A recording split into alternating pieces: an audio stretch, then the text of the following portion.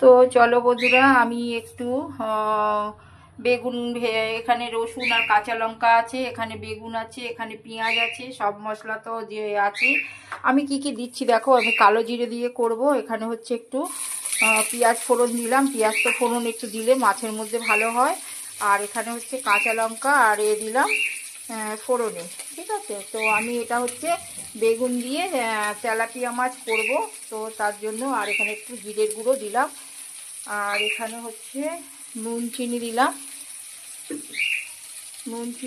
একটু হলুদ দিলাম, আর এইবারে একটু টমেটো দিলাম। তো এটাকে আমি কষাবো। আর আমি হচ্ছে মাছটাকে ভেজে রেখেছি, এই যে মাছটা আমি চলো কষিয়ে নিয়ে তারপর হচ্ছে আমি মাছ, তো বেগুন দিয়ে এটা কষিয়ে নেবো একটু। তারপর হচ্ছে আমি কষিয়ে নিয়ে একটু জল দিয়েছি, আর মাছটা একটু পরে। তো চলো, আমি মাছটা ঝোলটা ফুটছে, ঝোলটা বেগুনটা দেয়াটা দেখাইনি। তো আমার এটা হচ্ছে, এটা আমার রান্না কমপ্লিট হয়ে গেল। তো আমি আবার এটা ফুটলে আবার একটু পরে নামাবো। আমার মাছের ঝোলটা হয়ে গেছে, আমি ধনেপাতা দিয়ে দিলাম, আমার রান্নাটা কমপ্লিট।